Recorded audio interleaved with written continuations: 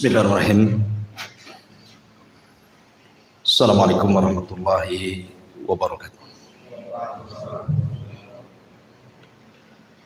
Alhamdulillah wassalatu wassalamu ala Rasulillah wa ala alihi wa sahbihi wa mawalah wa la hawla wa la quwata illa billahi wa ba'd. Alhamdulillah, di malam hari ini kita kembali melanjutkan tafsir surah Al-Baqarah,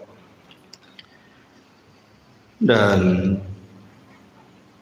kemarin kita masih bercerita tentang kisah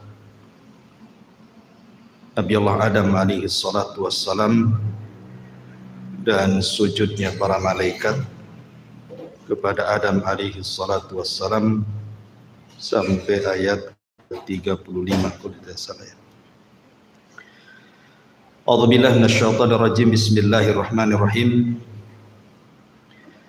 Fa'azallahuma asyaitanu anha fa'akhrajahuma mimma kana fi. Wa qulna ihbitu ba'dukum li ba'din adu wa lakum fil ardi mustaqarrun wa mata'un ilahin. Fatalaqqa Adamu min rabbih kalimatin fataba alaihi innahu huwat tawwabur rahim. Qulna ihbitu minha jami'a fa imma ya'tiyannakum minni hudan faman tabi'a hudaya fala khaufun alaihim wala hum yahzanun. Maka syaitan pun kemudian menggelincirkan keduanya, maksudnya Adam dan Hawa, anha dari sorga. Fa'akhrajahuma, maka Allah subhanahu wa ta'ala mengeluarkan keduanya, mimma kana fi, dari apa-apa yang ada di dalam sorga tersebut. Wa qulna ihbitu, dan kami katakan turunlah kalian, maksudnya Adam, Hawa dan Iblis, ba'dukum li ba'din adu, sebagian kalian akan menjadi musuh bagi yang lainnya. Walakum fil ardi mustaqarrun wa mata'un ilahin, dan bagi kalian di bumi sebagai tempat tinggal kalian, dan kami berikan kenikmatan sampai batas waktu yang ditentukan.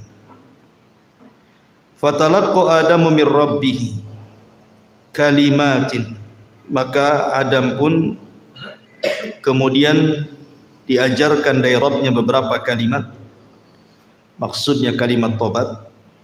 Fataba alaihi, maka Allah pun mengijabah tobatnya. Innahu huwat tawwabur rahim, dia zat yang maha penerima tobat dan maha kasih sayang. Qulna ihbitu minha jami'an, kami katakan turunlah kalian semuanya, maksudnya Iblis, Adam dan Hawa. Fa imma ya'tiyannakum minni hudan, kelak kalau datang petunjukku kepada kalian, faman tabi'a hudaya, siapapun yang mengikuti petunjukku, fala khaufun, tidak perlu ada takut, alaihim, atas mereka, wala hum yahzanun, dan tidak perlu mereka bersedih hati. Baik. Ma'asyiral muslimin yang dimuliakan Allah subhanahu wa ta'ala, ayat ini menjelaskan kepada kita tentang permusuhan antara Iblis dengan Adam dan juga Hawa, dan kelak dengan anak turunannya. Maka malam ini kita akan fokuskan bicara tentang alam asyayatin. Kita akan menjelajah tentang kehidupan alam syaitan, maksudnya dari kalangan jin. Bagaimana kehidupan syaitan-syaitan jin itu? Kemudian apa saja cara mereka menggoda anak Adam? Kemudian kenapa Allah subhanahu wa ta'ala menciptakan iblis dan syaitan? Apa hikmahnya? Kemudian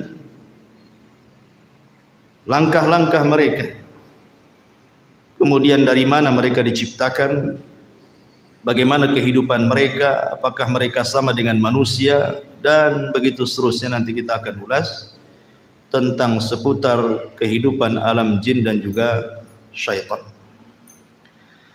Ma'asyiral muslimin yang dimuliakan Allah Subhanahu wa taala, pertama kita harus meyakini tentang wujudul jin. Jin itu ada. Kenapa saya membahas soal jin dan syaitan? Karena iblis itu bagian daripada jin. Dan itu pendapat yang kuat berdasarkan firman Allah Subhanahu wa taala, kana minal jinni fa fasaqa an amri rabbi. Iblis itu bagian daripada jin yang melakukan kefasikan kepada Rabbnya. Berarti iblis itu bagian daripada jin. Makanya kita akan ulas kehidupan jin. Tentang keberadaan jin, Syekhul Islam Ibn Taimiyah rahimahullahu ta'ala mengatakan, lam yukhalif ahadun min tawaifil muslimin fi wujudil jin wala fi anna Allah arsala Muhammadan sallallahu alaihi wasallam ilaihi wa hadha li anna wujudal jinni tawatarat bihi akhbarul anbiya tawaturan ma'luman bil ittirari wa ma'lumun bil ittirar annahum ahya'un uqala fa'iluna bil iradah bal ma'murun manhiyun. Syekhul Islam Ibn Taimiyah rahimahullahu ta'ala mengatakan, tidak ada satupun kelompok dari kalangan kaum muslimin yang menyelisihi tentang keberadaan adanya jin. Dan juga tidak ada yang menyelisihi bahwa Allah Subhanahu wa taala mengutus Nabi sallallahu alaihi wasallam juga untuk mereka. Jadi nabinya jin juga adalah nabinya manusia. Kemudian beliau mengatakan wahada, dan karena inilah sesungguhnya keberadaan jin itu sesuatu yang sifatnya mutawatir, sudah tersebar, yang dihabarkan para nabi sebelumnya. Bukan hanya Nabi sallallahu alaihi wasallam, para nabi sebelumnya juga menghabarkan tentang keberadaan adanya jin. Dan mereka adalah makhluk yang hidup, berakal, mereka melakukan sesuatu karena kehendak, dan mereka diperintah dan juga dilarang. Dari sini menunjukkan bahwa jin itu ada, walaupun tidak bisa kita rasakan keberadaannya. Maksudnya tidak bisa kita lihat, tapi kita bisa rasakan keberadaan mereka. Itu kita bisa rasakan sebagaimana kita bisa merasakan keberadaan para malaikat. Maka jin juga sama, kita bisa merasakan keberadaan mereka. Dari mana kita tahunya? Ketika kita kemudian tergerak untuk melakukan perbuatan jahat, perbuatan maksiat, maka itu tandanya bahwa siapa yang menyuruh perkara-perkara itu was-was daripada syaitan dari kalangan jin. Sama ketika kita tergerak untuk mengaji ke sini, untuk ibadah, untuk taat, itu karena dorongan para malaikat. Artinya bahwa bukan sesuatu yang kita tidak bisa melihat, bendanya tidak ada. Contoh saja kipas ini, kita bisa rasakan anginnya, tapi apakah antum bisa mensifati anginnya berbentuk apa? Kan tidak bisa, tapi kan kita bisa rasakan. Dan Allah Subhanahu wa ta'ala berfirman di dalam Al-Quranul Karim, tepat dalam surah Al-A'raf 27, innahu yarakum huwa wa qabiluhu min haitsu la tarawna. Sesungguhnya mereka, maksudnya kalangan jin itu, mampu melihat kalian, dia maksudnya iblis dan seluruh kabilah-kabilah jin, dari tempat yang kalian tidak mampu melihat mereka. Makanya jin kenapa disebut jin? Lijtinanihim au istitarihim. Maksudnya kenapa disebut jin itu? Karena tertutup. Makanya bayi dalam perut itu disebut janin, diambil dari kata jin karena tidak tampak, kan gitu. Karena jin itu tidak tampak. Ma'asyiral muslimin yang dimuliakan Allah Subhanahu wa taala. Akan tetapi walaupun sebagian ataupun seluruh manusia tidak sanggup melihat jin, tapi ada sebagian hewan Mereka melihat jin. Kita manusia memang tidak ditakdirkan mampu melihat mereka dan mereka melihat kita, tapi ada sebagian hewan itu mampu melihat jin. Seperti dalam hadis Nabi SAW. Nabi SAW bersabda dalam hadis Jabir yang dikeluarkan oleh Abi Dawud dalam sunannya, "Idza sami'tum nibahal kilab wa nahiqal hamir bil lail fata'awwadhu billahi minasyaitani fa innahunna yarawna ma la taraw." Kata Nabi SAW, apabila kalian mendengar gonggongan anjing ataupun suara keledai di malam hari, maka berlindunglah kalian kepada Allah dari syaitan, karena sesungguhnya dua hewan itu sedang melihat sesuatu yang kalian tidak bisa lihat. Hadis ini kata para ulama bahwa mereka adalah melihat syaitan, karena kita disuruh berlindung dari syaitan karena mereka melihat syaitan, maksudnya anjing dan keledai itu. Ya. Artinya ada sebagian hewan itu yang ditakdirkan oleh Allah Subhanahu wa taala melihat mereka, tapi kita selamanya tidak akan melihat mereka. Tapi sebagian para ulama mengatakan sebagai keadilan Allah, ketika di dunia kita tidak bisa melihat mereka, maka di akhirat kita bisa melihat mereka, mereka pula tak bisa melihat kita. Dibalik gitu ya. Kalau di dunia kan kita tidak bisa melihat mereka, tapi di akhirat kita bisa melihat mereka. Itu ada sebagian ulama mengatakan seperti itu. Taib ma'asyiral muslimin yang dimuliakan Allah Azza wa Jalla. Pertanyaannya, kenapa Allah Subhanahu wa taala menciptakan jin? Maksudnya jin-jin yang jahat itu. Ya, ala ra'sihim iblis, tentu ketua gengnya adalah iblis. Kenapa Allah Subhanahu wa taala sampai menciptakan iblis? Buat apa? Ya. Maka kita katakan bahwa Allah Subhanahu wa taala adalah Maha Hakim, Maha bijaksana. Artinya seluruh perbuatannya didasari karena sebuah hikmah. Jadi Allah Subhanahu wa taala ketika menciptakan sesuatu itu tidak ada yang sia-sia, tetapi ada hikmah di balik penciptaannya. Walaupun menurut kita, buat apa Allah menciptakan keburukan, menciptakan iblis, buat apa nyesatin orang saja kan itu. Tapi sekali lagi bahwa Allah Subhanahu wa taala punya hikmah al-balighah yang jelas, yang kita tidak tahu. Tapi yang jelas bahwa syaitan diciptakan oleh Allah Subhanahu wa taala, iblis dan keturunannya atau kabilah-kabilahnya, jin-jin yang jahat itu diciptakan oleh Allah Subhanahu wa taala memang ditakdirkan untuk menyesatkan umat manusia. Di antaranya adalah, tapi antum perlu tahu bahwa ketika iblis itu maksiat kepada Allah Subhanahu wa taala, bukan berarti Allah Subhanahu wa taala menciptakan iblis itu kurang ajar, sengaja diciptakan untuk kurang ajar kepada Allah, tidak. Kenapa demikian? Karena iblis itu punya ikhtiar sama dengan manusia. Dia punya kehendak sama dengan manusia, bisa membedakan mana hak mana batil. Tetapi dia malah memilih kesesatan dan meninggalkan petunjuk. Dari mana kita tahu?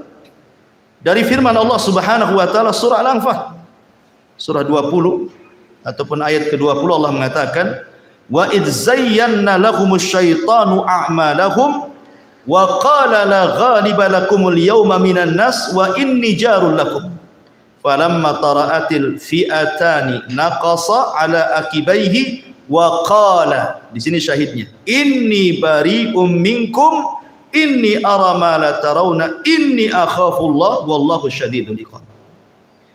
Dan ketika syaitan menghiasi kepada mereka orang-orang kafir jahiliyah itu tentang amal-amal mereka, maksudnya syaitan itu mengkompori, menjadi provokator supaya orang-orang kafir Quraisy itu berperang melawan Nabi.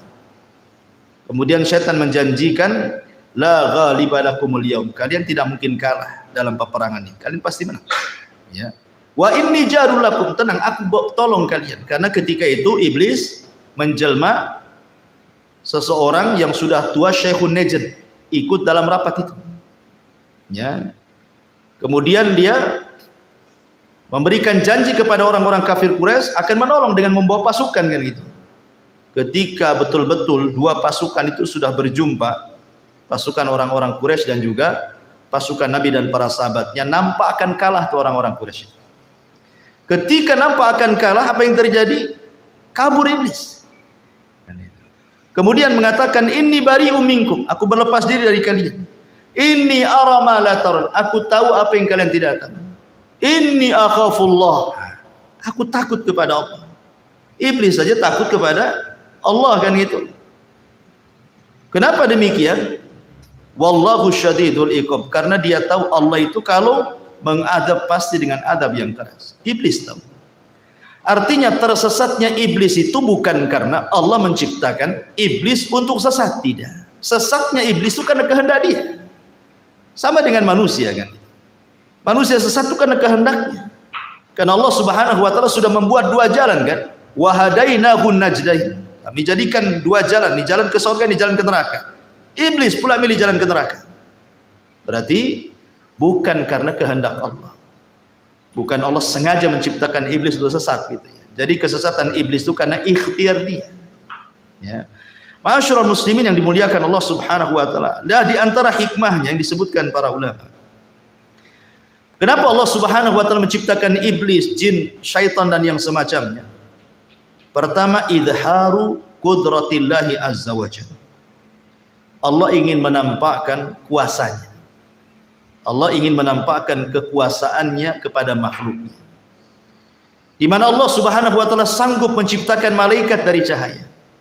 Allah sanggup menciptakan Adam dari tanah, dan Allah pun sanggup menciptakan jin, syaitan dari api. Artinya ini kekuasaan Allah. Allah hendak menampakkan kekuasaannya bahwa Allah bisa menciptakan sekehendaknya yang tidak bisa dilakukan siapapun. Kemudian yang kedua, al-fitnatu lil bashar. Di antara hikmahnya adalah memang Allah ciptakan jin dan atas kehendaknya kemudian dia tersesat, Allah sengaja untuk menjadikan fitnah bagi manusia. Karena dengan adanya syaitan dan dia menjadi fitnah bagi manusia, maka disinilah nampak Allah Subhanahu wa taala hendak menguji mereka. Apakah manusia itu jujur? Apakah mereka tidak jujur dalam keimanan? Maka harus diuji, kan. Kalau tidak ada mengujinya, tidak ada syaitan, tidak ada iblis, maka tidak ada pembeda antara yang baik dengan yang buruk artinya. Dan buat apa juga Allah menciptakan neraka dan surga kalau begitu? Sehingga memang tujuannya adalah untuk memfitnah manusia.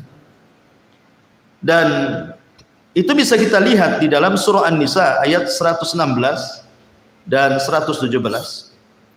Di mana Allah mengatakan, mengambil ucapan iblis, apa kata iblis?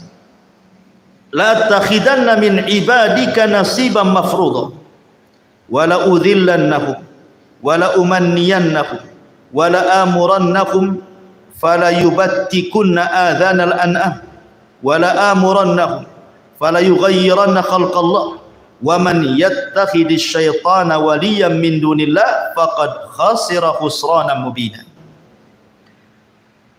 Dan syaitan mengatakan, aku pasti mengambil bagian tertentu dari hamba-hambamu ya Rabb, dan pasti aku akan sesatkan mereka, dan akan kubangkitkan angan-angan kosong mereka, dan akan kusuruh mereka memotong telinga-telinga binatang ternak, lalu mereka benar-benar memotongnya, dan aku akan suruh mereka mengubah ciptaan Allah, lalu mereka pun benar-benar mengubahnya.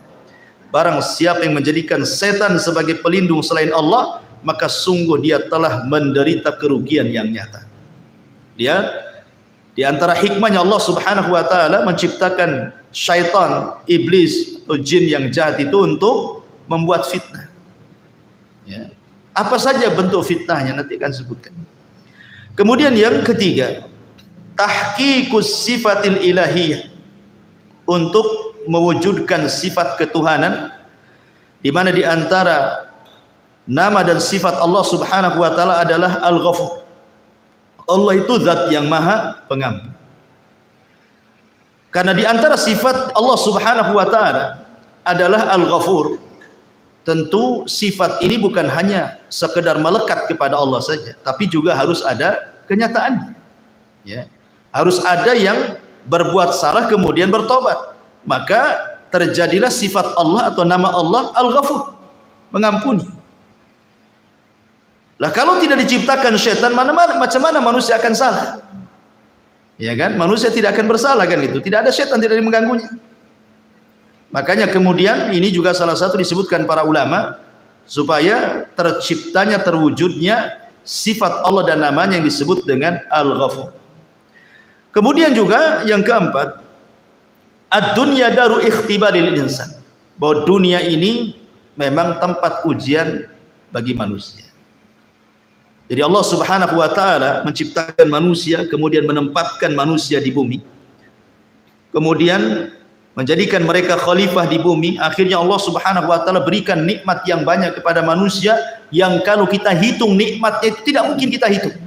Wa in ta'uddu nikmatallahi la tuhsuha. Kalau engkau hendak menghitung nikmat Allah tidak mungkin kehitung. Saking banyaknya kan itu.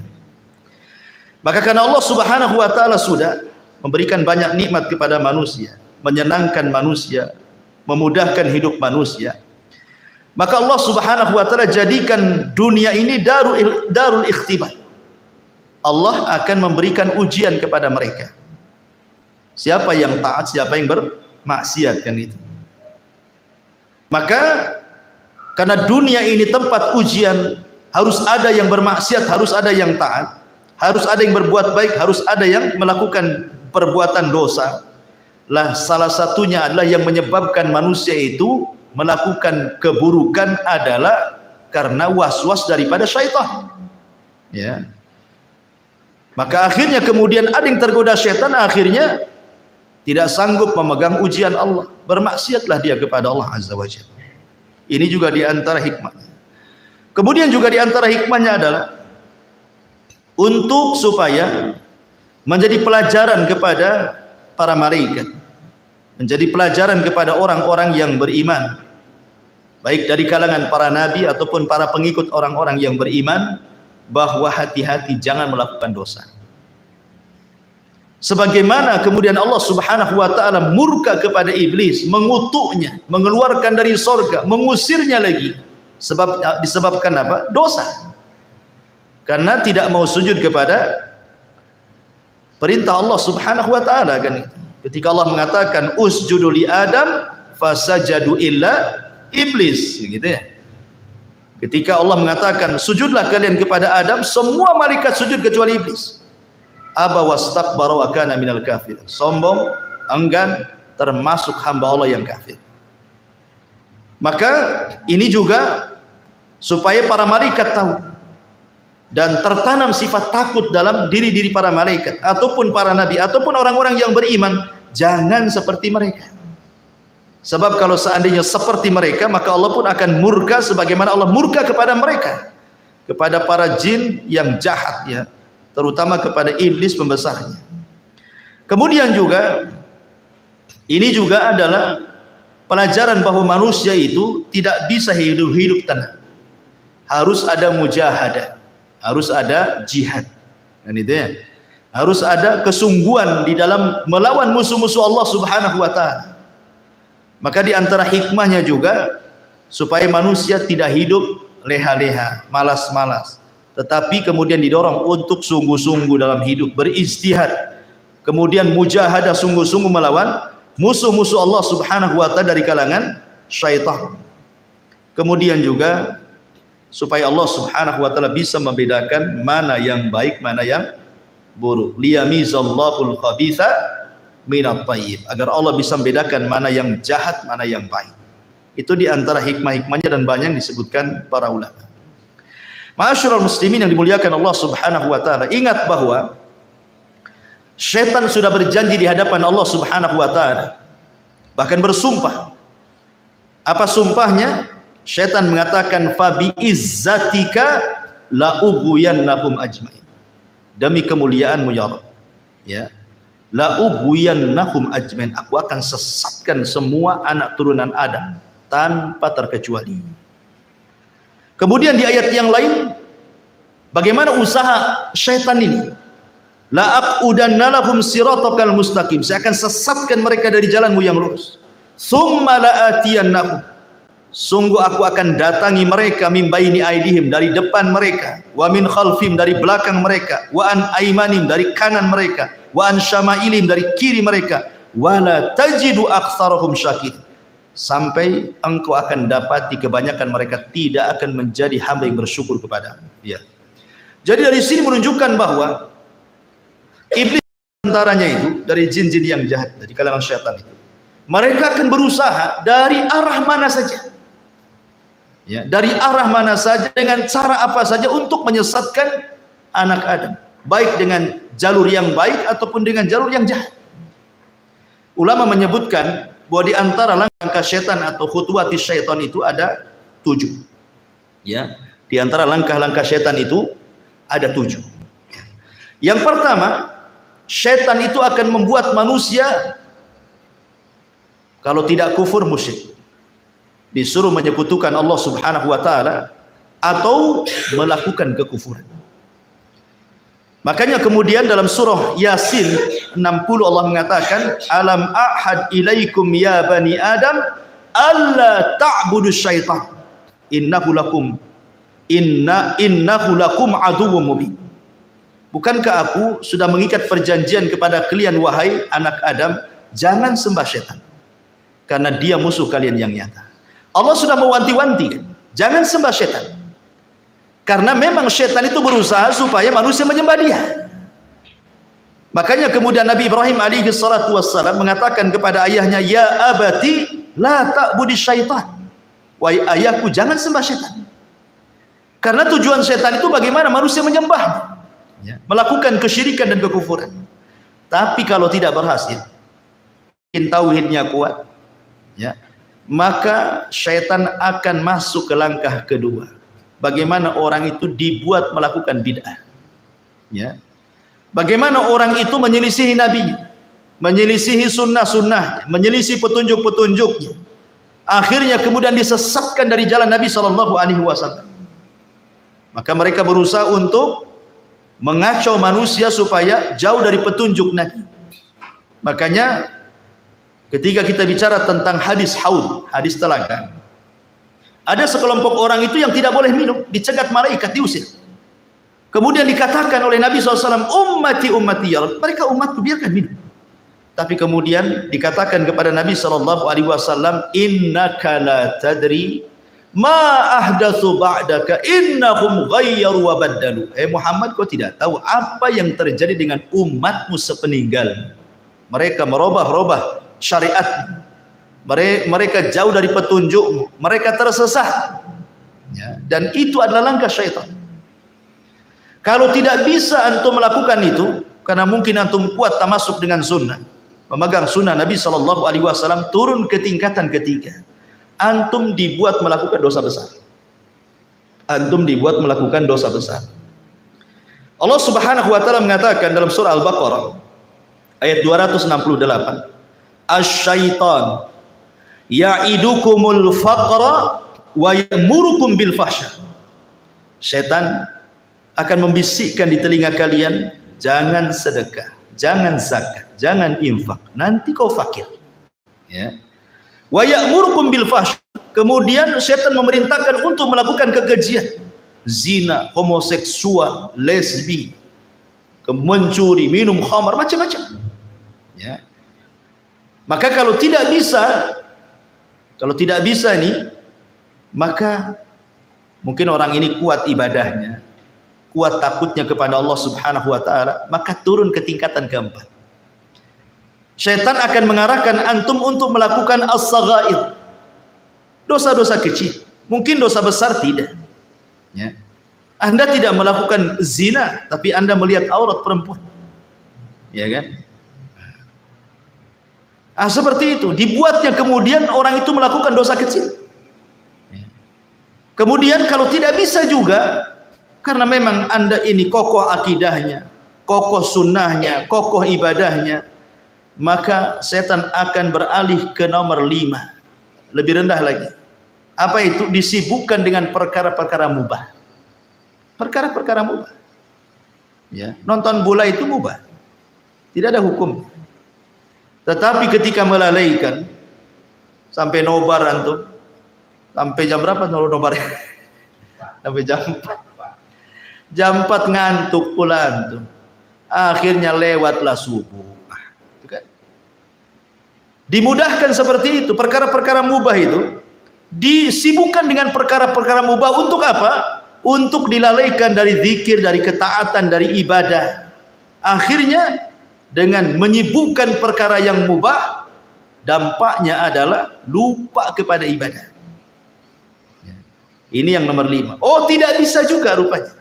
Yang nomor 5 ini tak bisa juga nih. Turun lagi itu ke yang ke-6. Apa yang ke-6? Antum disibukkan dengan perkara-perkara yang tidak afdol dan meninggalkan yang afdol. Disibukkan dengan perkara sunnah, tapi melalaikan yang wajib. Antum sibuk sholat malam, bagus sholat malam, bagus sholat malam. Ya. Tapi subuhnya antum nguap-nguap, wah. Sholat malamnya khusyuk antum. Masya Allah, Al-Baqarah antum baca. Ya. Khusyuk sholat malamnya, subuhnya pula kelihap-kelihap nggak jelas. Itu namanya mengambil sesuatu yang mafdul, meninggalkan yang afdol namanya. Yang tidak afdol, yang sunnah antum kerjakan dengan khusyuk, dengan luar biasa. Yang jelas-jelas wajib pula akhirnya antum lalaikan. Ya. Oh, ini tak bisa juga nih. Yang terakhir nih setan. Kalau sudah tidak bisa ini semuanya, maka setan tidak bekerja sendiri. Setan akan bekerja sama dengan manusia. Ini kan kerjaan setan sendiri. Dia sudah nggak sanggup nih sendirian nih. Ini harus dilawan rame-rame nih. Kerjasamalah setan dengan manusia. Ya, kerjasama dengan dukun-dukun, dengan paranormal, dengan orang-orang jahat, orang-orang zalim gitu ya. Supaya menyakiti orang dengan lisannya, memukul orang, menyihir orang, dan begitu seterusnya. Ya, itu sudah puncaknya. Ya. Inilah yang disebut dengan khutuwati syaitan, langkah-langkah syaitan. Makanya Allah mengatakan wala tattabi'u khutuwati syaitan. Janganlah kalian mengikuti langkah-langkah syaitan yang 7 ini. Kenapa? Innahu lakum aduwwum mubin. Karena dia adalah musuhmu yang nyata. Karena syaitan ini cerdas, ikhwan. Terkadang dia masuk ke makanan. Ya kan? Masuk ke makanan dia supaya manusia perkara-perkara ibadah susah dimasukkan. Masuk soal makanan. Kita tahu bahwa makanan itulah yang menumbuhkan daging manusia. Yang mempengaruhi manusia itu makanan dan minuman. Maka setan berusaha bagaimana kemudian orang ini memasukkan makanan yang haram, minuman yang haram, entah zatnya haram atau cara mengambilnya dengan cara haram, supaya kalau nanti dia berdoa tidak mustajab lagi doanya. Sebagaimana hadis Nabi SAW ketika menyebutkan dzakara ar-rajul yutilus safar asy'atha aghbar yamuddu yadayhi faqala ya rabbi, kata Rasulullah, mat'amu haramun wa mashrabu haramun wa malbasu haramun wa ghadiya bil haram, kaifa yustajabul, kata Rasul. Ada orang yang berdoa tinggi-tinggi, memelas, ya Rabb, ya Rabb. Dia sudah miskin, dia musafir, dia mengangkat kedua tangannya. Itu 4 perkara yang jelas-jelas mustajab doa. Mustajab doa itu 1, musafir. Musafir itu mustajab doanya. Ya, makanya kalau ada musafir datang ke rumah antum, tamu dari jauh gitu ya, minta doanya, mustajab tuh doanya. Ya. Kemudian yang kedua, fakir, miskin. Orang miskin itu mustajab doanya, karena kalau berdoa ikhlas orang miskin itu. Kemudian mengangkat kedua tangan. Rasul mengatakan innallaha hayyun karim yastahyi idza rafa'a yadayhi yastahyi li 'abdin idza rafa'a yadayhi an yaruddahu masifra. Allah itu zat yang maha malu tapi maha pemurah. Allah malu kalau ada hamba yang mengangkat tangan seperti ini berdoa, maksudnya doa masalah bukan doa ibadah. Kemudian Allah biarkan kosong tuh tangannya. Allah malu. Ya. Kemudian yang keempat, memelas. Ya. Karena di antara asbab mustajab doa kata Rasul itu memelas, terus mengeluh, itu salah satu mustajab doa. Artinya orang ini punya 4 syarat harusnya diijabahkan doanya, tapi tidak diijabah juga. Kenapa? Ya kata Rasul, bagaimana akan diijabah? Makanannya, minumannya, ya kan, dari yang haram, pakaiannya dari yang haram, dibesarkan dari benda yang haram. Fa kaifa yustajabul, bagaimana akan dikabulkan? Lah setan masuk dari jalur ini. Ya. Dia berusaha untuk mengacau makanan orang. Ya. Karena tahu bahwa perut ini adalah bagian daripada syahwat. Ya. Perut ini bagian daripada syahwat. Syahwat itu dari leher ke atas dan dari leher ke bawah. Itu syahwat. Ya. Dari leher ke atas, mata, telinga, otak, ini bisa melakukan syahwat. Memandang yang diharamkan, mendengar yang diharamkan, mengucapkan sesuatu yang diharamkan, berpikir yang jorok yang diharamkan. Dari leher ke bawah ada perut dan kemaluan. Lah itu setan berusaha untuk menghiasi itu semua tuh. Seperti itu langkah-langkah setan. Ikhwatu fiddin, muliakan Allah Azza wa Jal. Kemudian setan masuk dari dua jalan. Pertama dari syubhat, yang kedua dari syahwat. Ya. Syubhat merusak agamanya, syahwat merusak akhlaknya. Kalau sudah masuk dua jalur itu, rusak semuanya manusia itu. Agamanya rusak, akhlaknya rusak. Apa yang dikehendaki manusia itu? Ya. Ma'asyiral muslimin yang dimuliakan Allah Subhanahu wa taala. Tetapi ikhwan, ingat, kemampuan setan untuk menguasai manusia itu. Setan itu hanya menguasai manusia dari 4 jalan saja. Ingat, setan itu hanya bisa menguasai manusia dari 4 jalan. Tidak lebih. Ya. Pertama, at-tazyib, berusaha menghiasi. Yang hak dihiasi jadi batil. Yang batil dihiasi jadi hak. Yang jahat dihiasi jadi baik. Yang baik dihiasi jadi jelek. Dan begitu seterusnya. Hanya menghias-hias saja. Yang kedua, at-taswil. Dibuat manusia itu diangan-angankan. Dibuat angan-angan. Ya. Tulul amal. Dibuat angan-angan setinggi langit. Ya, tapi tak punya sayap. Mau terbang. Hanya angan-angan saja. Pengen kaya. Ya, pengen ini, pengen itu. Pokoknya dibuat angan-angan sama setan. Ya. Kemudian yang ketiga, al-waswas. Dibuat was-was. Ya. Kehidupannya di was-was. Kemudian yang keempat, an-nazbu. Digoda, dirayu. Inilah setan, kemampuan kepada manusia cuman ini saja. Tetapi hebatnya, walaupun dengan 4 ini, betapa banyak, berapa juta manusia disesatkan oleh setan. Ya, ingat, setan itu tidak bisa maksa manusia, enggak. Kamu jangan sholat, tidak bisa. Setan nggak akan bisa memaksa orang. Ya, setan itu tidak mungkin memaksa orang. Setan itu hanya mampu untuk 4 perkara saja. Dia tidak bisa menyakiti orang. Ya, tidak bisa. Jadi menyesatkan Bani Adam itu cuma dari 4 ini saja. Tapi dengan 4 perkara ini, subhanallah, jutaan manusia tersesatkan. Hebatnya setan. Mana dalilnya? Pertama, surah Al-A'raf ayat 200. Allah mengatakan, wa imma yanzaghannaka minasyaitani nazghun fasta'idz billah innahu sami'un alim. Dan jika setan sedang menggodamu, ini pertama menggoda nih. Ya, gimana lah orang menggoda? Kan antum tahu menggoda istri antum kan antum tahu. Ya, istri goda antum pengen uang kan tahulah, paham. Itulah arti menggoda. Ya. Lah setan tuh goda kita juga gitu. Maksiat, jangan tidur, maksiat sana. Kan digoda-goda kan? Ya. Enak loh maksiat itu. Ma'asyiral muslimin yang dimuliakan Allah Azza wa Jal. Kemudian Allah mengatakan, jika setan datang menggodamu, maka berlindunglah kepada Allah, sungguh Dia Maha mendengar lagi Maha mengetahui. Ini yang pertama. Yang kedua, Allah mengatakan dalam surah Al-Anfal ayat 48. Ya. Allah mengatakan, wa id zayyana lahumus syaitan. Ingatlah ketika setan menjadikan terasa indah bagi mereka perbuatan dosa. Jadi tugas setan mengindah-indahkan saja. Ya kan? Mengindah-indahkan bagaimana perkara dosa itu jadi baik gitu. Perkara jahat itu seolah-olah taat, perkara buruk itu seolah-olah indah gitu. Ya. Ini yang kedua. Yang ketiga disebutkan dalam surah An-Nas ayat 5. Antum hafal semua, alladzi waswisu fi sudurin nas. Dialah yang memberikan was-was, dorongan-dorongan, bisikan-bisikan, ya. Kemudian yang terakhir dalam surah Muhammad ayat 25. Allah mengatakan, innal ladzina irtaddu ala adbarihim min ba'di ma tabayyana lahumul huda Asyaitanu sawwala lahum wa amla lahum.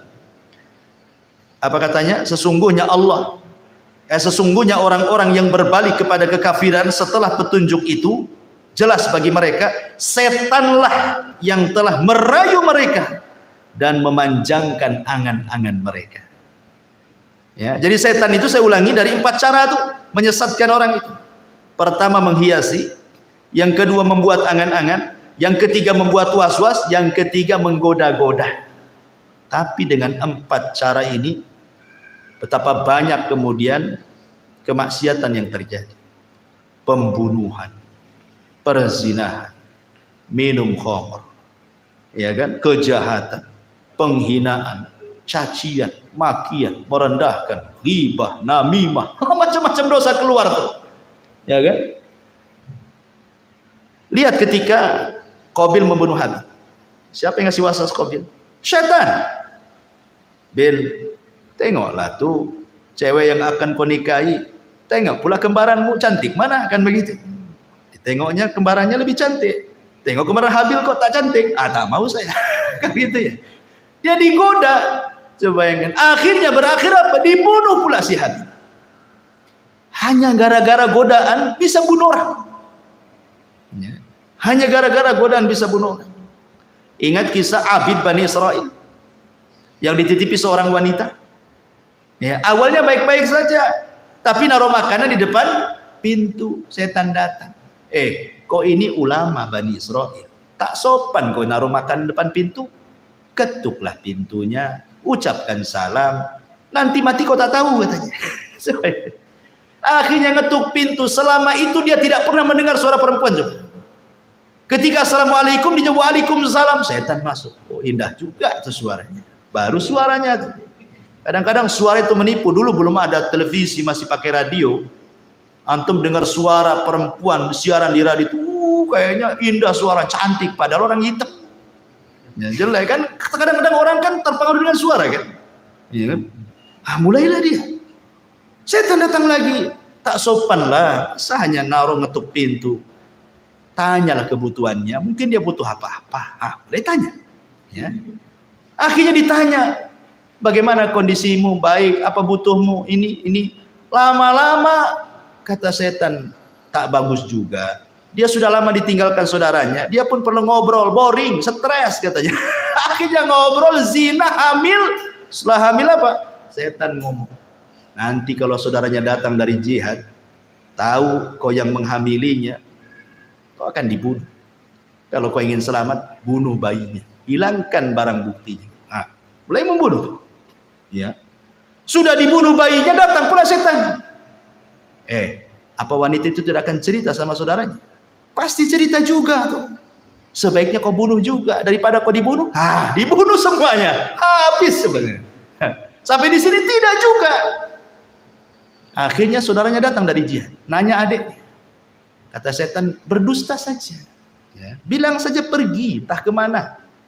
Dibilangnya tidak ada pergi. Ya percaya saja yang ngomong ustadz, ya, yang ngomong ahli ibadah, ibadahnya orang yang paling khusyuk di Bani Israel. Ya percaya saja lah. Rupanya saudaranya pulang, setan masuk ke saudaranya dalam mimpi. Dikasih tahu bahwa yang membunuh adalah si pendeta itu. Oh, marah saudaranya. Berangkat dia.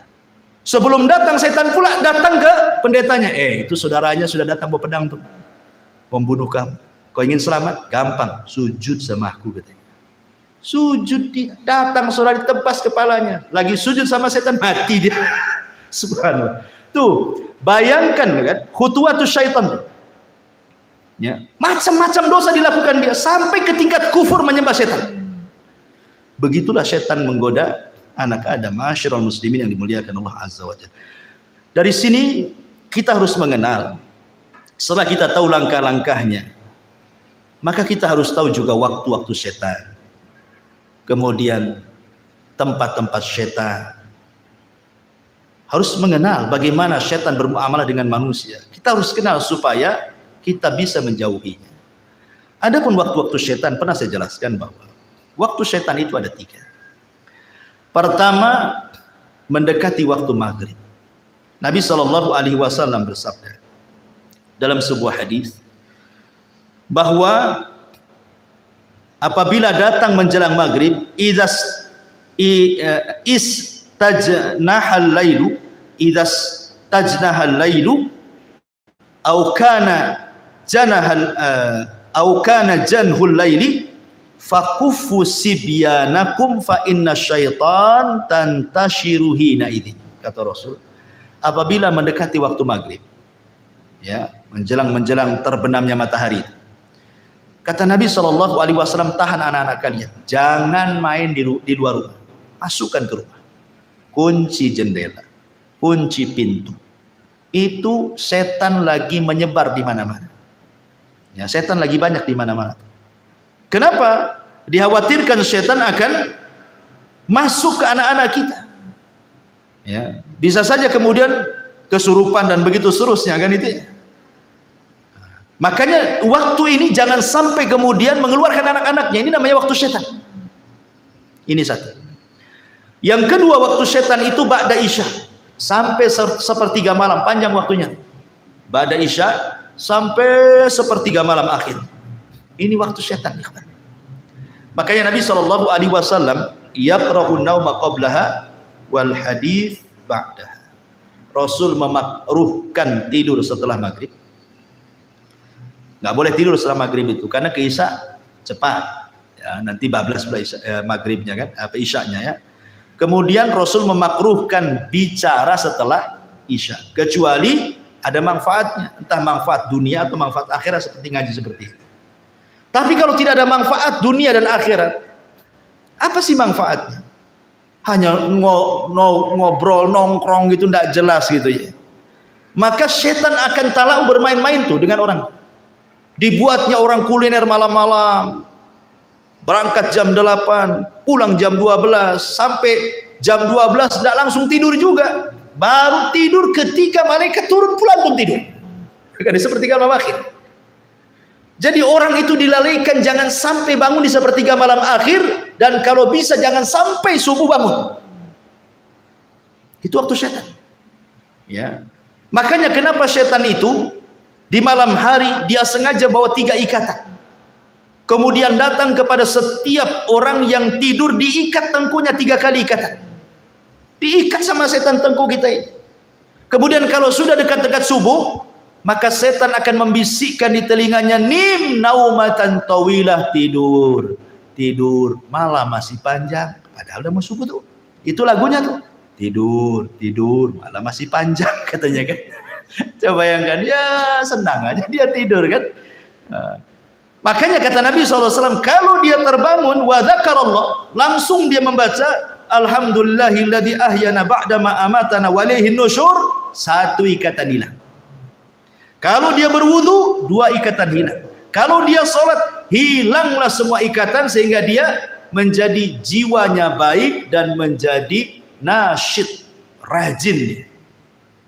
Rajin. Ya. Rajin itu artinya tidak jadi pemalas. Ya. Ini yang kedua. Yang ketiga, waktu setan itu menjelang zuhur, kubalai zuhur, ya sekitar jam 11, setengah 11 sampai jam 12 lah gitu ya. Itu namanya waktu setan. Dari situlah Nabi SAW mengatakan apa? Kilu fa inna syaitana la yakin. Tidurlah siang karena setan tidak pernah tidur siang. Ya, ya bukan tidur betulan, tidur ya mungkin 10 menit jadilah, walaupun ya sleep chicken. Tidur biasa saja walaupun tak nyenyak gitu. Bahkan menurut penelitian Profesor Amerika itu, orang yang membiasakan tidur siang menjelang zuhur itu ya antara jam 11 gitu ya, tidur 10 menit jadilah, walaupun tidak tidur beneran rebahan-rebahan itu, maka akan dijauhkan dari stroke dan akan diperbaiki jantungnya, kata mereka ya. Walaupun nggak diteliti orang, kita yakin bahwa setiap perintah itu ada hikmah. Sami'na wa ata'na, selesai. Ya, artinya sekali-kali gitu. Kita melakukan sunnah ini. Ini disebut dengan waktu-waktu setan. Ya. Ada juga waktu-waktu yang kita disuruh untuk isti'adzah. Ya. Kapan itu? Pertama, waktu marah. Ini setan masuk ke badan kita. Orang marah itu setannya masuk. Waktul ghadab. Makanya kenapa kata Nabi SAW, apabila engkau marah dalam posisi berdiri, duduk. Kalau masih marah juga, baring. Kalau masih marah juga, wudu. Masih marah juga, sholat. Masih marah juga, tak tahulah, memang pemarah dia. Artinya sudah macam-macam nih kan. Jadi tahap-tahapan Nabi SAW itu sudah dikasih tahu. Ya. Kemudian yang kedua, waktu syahwat. Waktu ketika orang itu syahwatnya bangkit. Istiadah kepada Allah Subhanahu wa ta'ala. Apalagi anak-anak muda yang belum kawin, bahaya. Maka disuruh puasa untuk meredakan syahwat. Kemudian juga qabla shalah, menjelang waktu salat. Biasanya setan datang tuh. Kemudian diberatkan kaki melangkah untuk salat. Istiadah kepada Allah Azza wa Jalla. Ya. Kemudian yang keempat, al-iqdam ala a'malis salihati. Ketika hendak melakukan sebuah kebaikan. Entah mau kerja bakti di masjid gitu ya.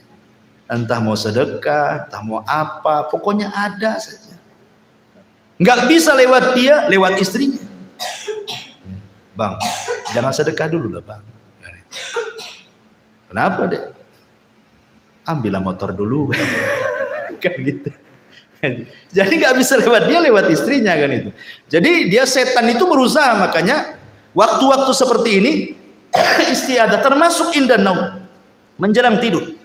Makanya Nabi SAW meruqyah dirinya dengan membaca 3 qul, kemudian mengoles-ngoles badannya, mengusap dari atas kepala sampai kaki. Untuk apa? Supaya jangan diganggu syaitan. Makanya Rasul itu memberikan irsyad kepada kita berwudu, ya kan? Sebelum tidur. Kemudian membaca 3 qul, 3 kali diusapkan semua badan. Ya, kemudian kalau kita ingin bertasbih, tasbih 33 kali, tahmid 33 kali, takbir 34 kali, kan gitu ya. Baca ayat kursi. Nah, maka orang yang sebelum tidur seperti ini, ikhwan, saat tidur itu malaikat akan ada di samping kiri kanan kita. Setiap kita guling ke kiri, maka malaikat sebelah kiri akan mengatakan Allahumma gfir lahu, Allahumma arhamhu. Ya Allah ampuni orang ini, ya Allah rahmati orang. Kalau berguling lagi ke kanan, malaikat sebelah kanan ngomong gitu juga, sampai dia bangun. Coba bayangkan. Seandainya Allah takdirkan dia meninggal dalam posisi dia sedang didoakan malaikat, ya kan? Tapi kalau nggak berdoa ya samping kirinya setan lah. Apalagi dibuat mimpi-mimpi buruk lagi, mimpinya itu jatuh dari atas ranjang. Baik, masyaallah muslimin yang dimuliakan Allah Azza wa Jalla. Ini juga diantara waktu-waktu kita disuruh untuk istiadah ya. Kemudian bagaimana setan itu masuk dalam kehidupan manusia? Kita tahu bahwa Allah Subhanahu wa taala berfirman dalam surah Al-Fatihah, Alhamdulillahi Rabbil Alamin. Segala puja dan puji hanya milik Allah, Rabb semesta alam. Allah menciptakan alam itu, ada alam malaikat, ada alam jin, ada alam manusia, ada alam binatang, ada alam tumbuh-tumbuhan, ada alam yang tidak diketahui manusia. Yang tampak itu sedikit, yang tidak tampak itu banyak. Ya. Wa yakhluqu ma la ta'lamun. Allah menciptakan yang kalian tidak tahu. Ada alam-alam yang kita tidak tahu. Ya. Intinya bahwa di antara dua makhluk yang berakal yang Allah ciptakan yang ada hubung kait dengan manusia, pertama malaikat. Malaikat sejak sujud kepada Adam, sejak itulah ada hubung kait antara malaikat dengan Adam dan dengan seluruh anak keturunannya. Malaikat akan senantiasa bersama manusia. Ya, sejak janinnya, dia yang meniupkan ruhnya, dia yang mencatat takdirnya. Ya kan? Kemudian lahir dengan selamat. Nah, kemudian setelah lahir ke dunia, maka malaikat akan menjaga dia. Wa inna alaikum lahafidin. Sungguhnya Allah utus kepada kalian malaikat-malaikat penjaga. Kemudian setelah balik, mukallaf, malaikat catat raqib dan atid amalan baik kita kan itu. Dan begitu seterusnya, ada malaikat terbang ke sana kemari mencari majelis ilmu, majelis zikir. Ada malaikat tiap Jumat berdiri di pintu masjid, mencatat orang yang pertama bagikan korban unta, kedua bagikan korban sapi, ketiga bagikan korban kambing, keempat bagikan korban ayam, kelima bagikan korban telur ayam. Habis telur ayam. Tak ada. Tak mungkin tai ayam. Kan itu. Artinya bahwa sudah malaikat ada yang berdiri di pintu masjid setiap Jumat. Jadi malaikat itu memang ada hubung kait dengan kita semuanya. Sampai ketika mati malaikat juga yang mencabut ruh kita. Ketika kita di alam kubur malaikat juga yang tanya kita, Raqib dan Atid. Dan begitu sampai masuk ke dalam sorga, yang bukakan pintu sorga juga malaikat Ridwan. Dan begitu seterusnya. Malaikat nggak akan lepas dari manusia. Sejak hidup sampai mati, sampai masuk sorga atau masuk neraka. Jin juga sama. Jin akan masuk dalam kehidupan manusia. Ya, apa saja tadakhulnya setan kepada kehidupan Bani Adam. Ma'asyiral muslimin yang dimuliakan Allah Azza wa Jalla. Yang pertama, tentu yang paling bahaya adalah setan masuk dalam kehidupan manusia. Tadi saya sudah katakan, setan akan berusaha untuk membuat kufur kita, membuat kufur anak Adam supaya menjadi pengikut dia. Kan itu ya, masuk neraka sama-sama. Kemudian yang kedua, setan juga akan berserikat kepada manusia pada harta manusia dan anak-anak manusia. Ya, masuk ke harta manusia itu maksudnya entah mencuri dapat harta, kan itu, entah suruh korupsi dapat harta, entah ngambil hak orang lain dapat harta, dan begitu seterusnya. Atau masuk ke anak-anak kita tidak tanggung jawab mendidiknya, akhirnya dia jadi jahat dia. Ya, itu semua adalah godaan setan tadi yang 4 tadi, menghiasi, menggoda, membuat angan-angan, membuat was-was. Nah, kemudian juga yang ketiga, setan masuk juga pada seluruh kehidupan manusia. Antum rapat, setan juga ada di situ. Makanya lihat di rapat tuh ada juga yang gebrak-gebrak meja. Emosi dia, ada setannya. Kan itu ya. Lagi emosi, masuk jadi rapat. Lihat ketika Nabi SAW hendak hijrah. Rapatlah Abu Jahal di mana? Di Darun Nadwah. Untuk apa? Mensiasati menangkap Nabi. Berujung dengan membunuh Nabi. Itu siasatnya. Sehingga Allah mengatakan, wa idh yamkuru bikal ladzina kafaru liyuthbituka aw yaqtuluka aw yukhrijuk.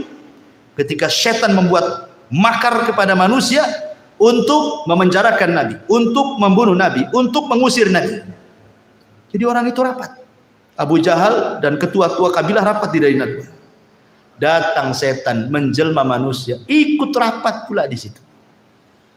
Coba bayangkan, kalau rapat setan pula pesertanya, kira-kira gimana rapatnya? Kacau ya. Jadi manusia itu masuk ke rapat-rapat manusia itu. Ya. Jadi semua perkara-perkara manusia akan masuk di situ. Dan itu disebutkan dalam sebuah hadis Nabi SAW, inna syaitana yahduru ahadakum inda kulli syai'in min sya'ni. Setan akan masuk kepada salah seorang di antara kalian dalam seluruh perkara kehidupannya dia, sampai kepada makanan. Antum makan, ya, makan. Tiba-tiba kemudian ada, anggaplah nasi jatuh, ya. Setan masuk, jangan diambil, jangan diambil. Ya. Disuruh apa? Mubadzir. Dan Allah mengatakan innal mubadzirina kanu ikhwana syaitan. Orang-orang yang membadzirkan itu termasuk teman-teman setan. Makanya kata Nabi SAW, idza saqatat min ahadikum luqmah falyumithu, kata Rasul. Kalau antum lagi makan, tiba-tiba ada satu nasi jatuh, kata Rasul, ambil, makan. Suruh diambil sama Nabi. Jangan tabdzir, ya kan? Kenapa demikian? Karena Rasul mengatakan, summa liyakulha wala yada'aha lisyaiton. Makan yang jatuh itu jangan tinggalkan untuk setan. Rasul mengatakan jangan tinggalkan untuk setan. Berarti ada setan nunggu-nunggu jatuh tuh. Antum enggak tahu saja kan? Jadi setan tuh nunggu-nunggu depan antum tuh, kapan jatuh, kapan jatuh. Nah, kalau jatuh jangan diambil, jangan diambil. Gitu maksudnya. Kalau diambil, setan kelaparan dia, enggak akan makan. Tapi kalau antum yang masuk lebih sedikit daripada yang keluar, senanglah setan. Ya. Jadi jangan tabdzir, mubadzir. Apa banyak sekarang, naudzubillah, kita lindung kepada Allah, ikhwan. Terkadang kita sendiri mengalami di rumah-rumah kita. Kadang istri kita masak ini baru lebih. Terkadang yang dibuang ke tong sampah hampir tiap hari. Ya kan? Ya, ngaku saja. Ya, karena saya juga terkadang seperti itu. Kadang-kadang saya nasihati istri saya. Jangan banyak masak-masak. Kalau masak cukup, ya ibaratnya lebih baik kurang daripada berlebih, kan gitu. Kecuali masak banyak untuk tetangga nggak apa-apa. Ya. Kalau untuk dimakan kemudian sampai sayur dibuang karena basi nggak kemakan, nasi dibuang hampir tiap hari, ya Allah kan. Ini sama aja tuh berkawan dengan setan namanya, ngasih makan setan kan. Ya, jadi ini juga sampai masuk kepada perkara-perkara seperti itu. Kemudian faida faragha falyul'iqhu asabi'ahu. Kalau selesai makan tidak cukup sampai di situ kata Rasul, jilati jari-jari kalian. Sampai Rasul nyuruh jilat-jilat. Namanya kalau habis makan kan banyak tuh makanan di tangan itu. Ini udah habis makan belum dijilat, masuk kobokan. Nah, itu kan tuh setan di kobokan. Itu ya, kawan. Ya, kenapa? Alasannya fa innahu la yadri fi ta'amihi yakunu barakah. Kata Rasul, karena kalian tidak tahu di mana berkah makanan itu. Apakah yang dimakan tadi, ataukah yang di tangan, ataukah yang jatuh. Ya. Ma'asyiral muslimin yang dimuliakan Allah Subhanahu wa taala, termasuk juga setan. Itu masuk pada pintu-pintu rumah Bani Adam. Jadi setiap hari setan itu jumlahnya banyak. Usia mereka lebih panjang dibandingkan usia manusia. Ya, tapi tidak ada yang kekal. Semua setan juga mati, kecuali iblis saja yang kekal. Itu pun matinya nanti setelah tiupan sangkakala kan itu. Jadi setiap hari itu di rumah kita ini, di depan rumah kita ini, di depan pintu-pintu rumah kita itu setan sudah berjajar itu. Semua rumah kaum muslimin. Rumah saya, rumah antum, rumah siapa saja. Ya, setan itu udah nunggu di depan rumah. Apa yang dilakukan setan? Idza dakhala ar-rajulu baitahu. Kalau seseorang masuk ke rumahnya, fadzakarallaha, dia pun mengingat Allah inda dukhulihi, maksudnya baca basmalah ketika masuk. Kemudian ucapkan salam. Ya. Apa kata Nabi sallallahu alaihi wasallam? Wa inda ta'amihi, dan juga mengingat Allah saat makan menyebut bismillah. Jadi ketika masuk baca bismillah, kemudian ucapkan salam, kemudian ketika makan baca bismillah, maka setan itu yang nunggu di rumah, di depan rumah itu akan mengatakan kepada kawan-kawan di belakangnya, la mabita lakum wala asya. Pergi kita. Kayaknya kita tidak ada kamar nih di kamar ini. Di rumah ini tidak ada kamar dan tidak ada makan di rumah ini, kita pergi-pergi. Ya. Tetapi kata Nabi sallallahu alaihi wasallam, wa idza dakhala falam yadhkurillaha inda dukhulihi qala syaitan adraktumul mabit, wa idza lam yadhkurillah inda ta'amihi qala adraktumul mabita wal asya. Rawahu Muslim. Tapi kalau orang itu masuk, ya, dan tidak mengingat nama Allah, main belusuk saja masuk ke rumah, tidak baca basmalah, ya tidak salam, ya, main masuk saja. Ketika antum makan baca basmalah, ketika masuk tak baca basmalah, maka setan akan mengatakan apa? Nggak apa-apa, nggak ada makan, tapi hari ini kita bisa tidur di rumah ini, gitu. Ada hotel bintang 3 di sini, kita tidur sini. Tapi kata Rasul, kalau dua-duanya nggak baca basmalah, masuk tak baca basmalah, makan pun tak baca basmalah, apa kata setan? Adraktumul mabita wal asya. Maka setan akan berteriak ke kawan-kawannya, sini semua, kita nginep di rumah ini. Ada makan malam kita di sini, katanya. Subhanallah. Ya, bagaimana setan masuk loh ke rumah kita setiap hari. Ya. Ini kemudian juga contoh yang lainnya. Ya.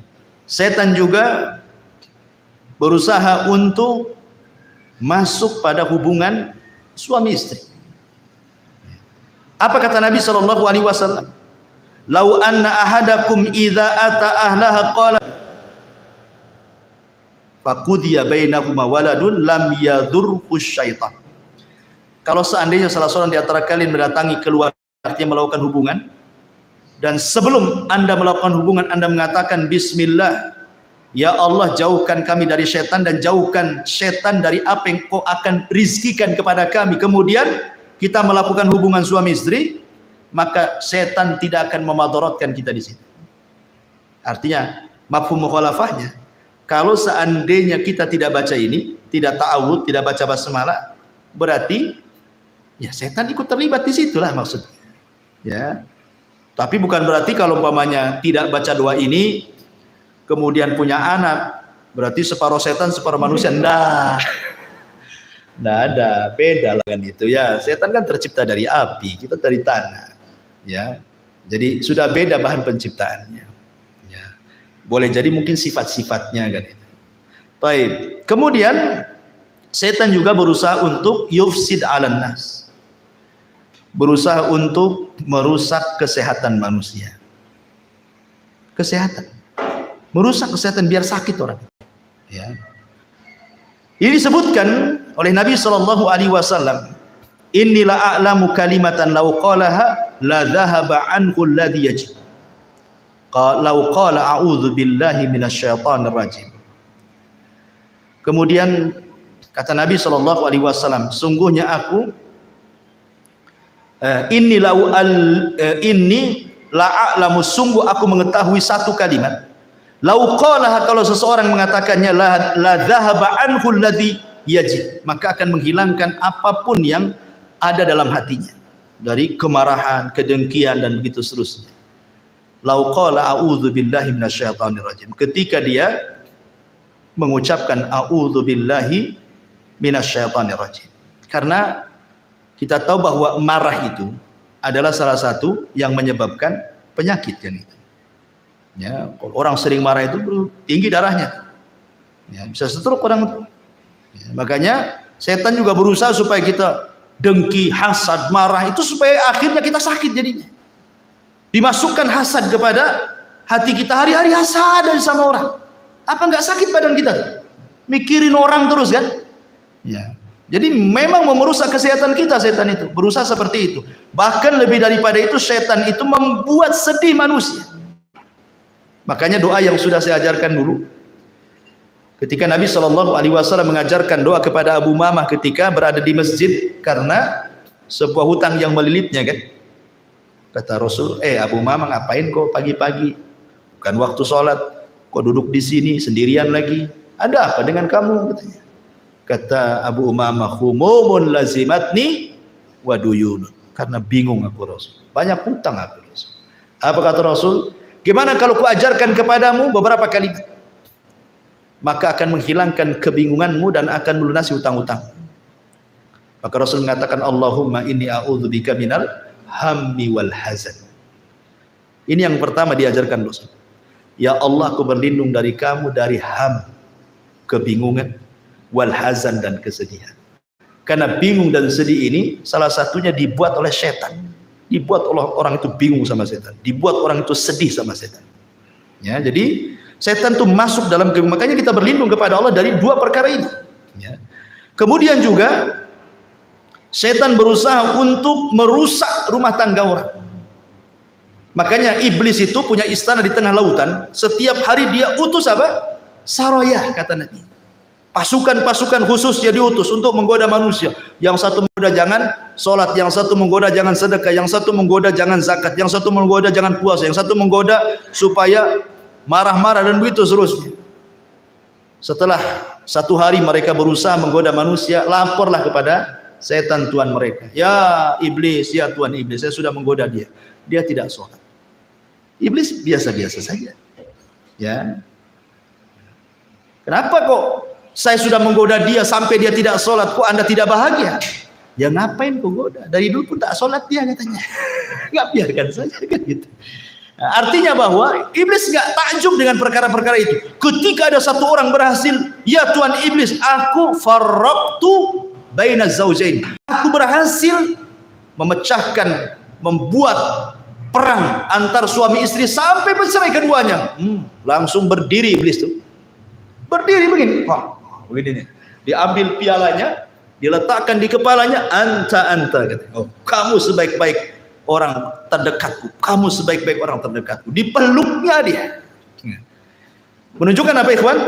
Menunjukkan bahwa iblis suka kalau seandainya anak buahnya mampu menceraikan suami istri. Kenapa? Karena korbannya banyak. Kalau orang tidak sholat, dia saja korbannya. Kalau orang tidak puasa, dia aja korbannya. Kalau orang tidak sholat malam, dia aja korbannya, kan gitu ya. Tapi kalau suami istri kemudian retak, kemudian cerai, kemudian banyak anaknya, istri korban, suami korban, anak-anak pun korban.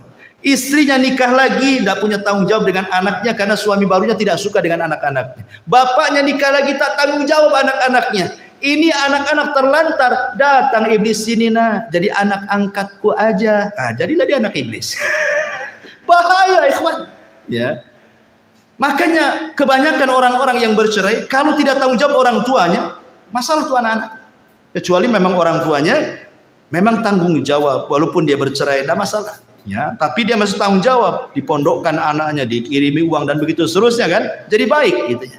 Tapi kalau dua-duanya tanggung jawab, dan kebanyakan seperti itu, akhirnya jadi anak angkat iblis jadi kan. Jadi ini juga termasuk bagaimana setan masuk dalam perpecahan rumah tangga, ya. Termasuk juga masuk pada ibadah manusia, terutama para wanita yang sedang haid. Memang wanita yang sedang haid itu kan mereka tidak puasa, tidak sholat, sehingga mereka dibuat lalai sama setan, tidak mau zikir. Padahal kan walaupun tidak sholat, tidak puasa, wanita itu kan bisa dia zikir, bisa baca Quran dari hafalannya, kan itu ya, bisa berdoa dari hafalannya, tapi dilalaikan semuanya. Ya ma'asyiral muslimin, yang termasuk juga setan masuk kepada aurat manusia. Dibuatnya telanjang manusia itu, ditampakkan auratnya, dan ini yang paling berhasil setan. Ya, tidak ada tempat di dunia ini kecuali antum memandang aurat. Di mana coba? Tempat yang tidak antum memandang aurat, tidak ada. Antum baru keluar dari sini aja nih, ke situ dan nampak aurat orang. Masuk pasar lebih parah lagi, masuk mall naudzubillah lagi, kan itu. Tidak ada, itu setan berhasil di situ. Ya, enggak laki-lakinya, enggak perempuannya, sama saja. Kemudian juga selain daripada itu, setan juga bahkan mengganggu anak kecil yang baru lahir dengan cara apa? Menusuk lambung sebelah kirinya, tusuk tuh sampai nangis. Makanya setiap bayi lahir pasti nangis. Kenapa? Ditusuk setan tuh sebenarnya, tapi tidak memudaratkan tusukannya, hanya memberitahu aku musuhmu loh, itu aja. Jadi udah dikasih tahu tuh sama setan itu, sejak kecil-kecil aja lahir udah dikasih tahu dia musuhnya, makanya ditusuk sama dia. Makanya Nabi SAW mengatakan dalam riwayat Bukhari Muslim, ma min maulud yuladu illa wasyaitan yamussuhu hina yulad. Tidak ada satupun bayi yang dilahirkan kecuali setan pasti akan menusuknya dia, kecuali Maryam dan anaknya Isa ibnu Maryam. Ya, tidak bisa ditusuk setan dua orang, Maryam dan putranya. Ya. Kemudian juga di antara usaha setan untuk menggoda Bani Adam itu masuk kepada apa? Perkara-perkara bagaimana orang itu dilalaikan dari ibadah, zikir, baca Quran, dibuatnya futur orang. Orang dibuat futur ya, kan? Ya. Kemudian dihiasi dengan dunia karena sibuk kerjalah, sibuk ini, sibuk itu dan yang lain, akhirnya lupa ibadah, lupa sholat, lupa ngaji, lupa segalanya. Intinya bahwa setan itu sekali lagi sebagaimana firman Allah yang sudah saya sebutkan di atas tadi, dia akan datang dari belakang, dari depan, dari samping kiri, dari samping kanan, atas, bawah, sehingga orang tidak bisa bergerak. Dan setan itu, jin-jin itu kan diberikan usia panjang, sehingga mereka biasa menghadapi orang-orang sebelumnya yang cerdas-cerdas. Ya tentu kan sebagaimana levelnya. Ya setan yang dikirim ke ustadz kan beda dengan setan ke antum gitu kan. Setan yang dikirim ke ulama, ke syekh, ya mungkin lebih hebat lagi kan gitu ya. Jadi dengan level-levelnya. Karena kehidupan setan pun sama dengan kehidupan manusia. Baik, ma'asyiral muslimin yang dimuliakan Allah Subhanahu wa taala. Sedikit kita menjelaskan tentang gambaran jin dan syaitan ini. Kita tahu bahwa jin dan syaitan tercipta dari api. Ujungnya lah api. Allah mengatakan dalam surah Al-Hijr 27, wal janna khalaqnahu min qablu min naris sam. Dan kami telah ciptakan jin sebelum Adam dari api yang sangat panas. Dan juga Allah mengatakan dalam surah Ar-Rahman 15, wa khalaqal jan mim marijin min nar. Dan dia menciptakan jin dari nyala api. Dan juga Nabi SAW mengatakan khuliqatil malaikatu min nur wa khuliqal jan mim marijin min nar. Malaikat diciptakan dari cahaya, jin diciptakan dari nyala api. Dan jin diciptakan lebih dulu dibandingkan manusia. Dan malaikat diciptakan lebih dulu dibandingkan jin. Malaikat dulu diciptakan, kemudian jin, kemudian manusia. Adapun bentuk atau sebutan-sebutan jin dalam bahasa, sebagaimana disebutkan oleh Al-Imam Ibnu Abdul Bar dan yang lainnya, al-jinnu inda ahlil kalam wa ahlil ilmi bil lisan yanziluna ala maratibah. Jadi jin itu menurut ahli kalam dan para ulama bahasa mereka membagi jin itu menjadi beberapa bagian. Ya. Faida zakaru al-wahida minal jin khalisan kanu jinni. Fa in aradu annahu mimman yaskunu ma'an nas qalu amir wal jam'u ummah. Wa in kana mimman ya'ridu lisibyan qalu arwah. Fa in khabutha wa ta'arrama fahuwa syaitan. Fa in zada ala dhalik fahuwa marid.